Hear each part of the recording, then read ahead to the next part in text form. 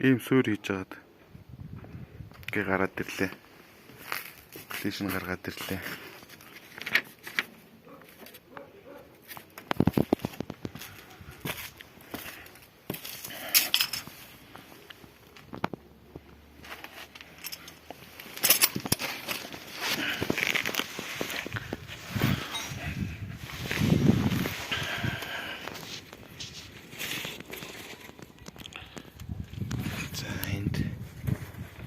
Энэ сая тосны тэр маслын шүүрийг дутууж хангалаад өгсөн юм байна анханасаа. Тэгээд ингээд тос дандаа тусаад тос нэмүүлээд яваад исэн. Суусвал сая чангаллаа. Чангалахын тулд бас ийм маслын шүүр чангалдаг юм түлхүүр 15,000 гэдэг юм байна.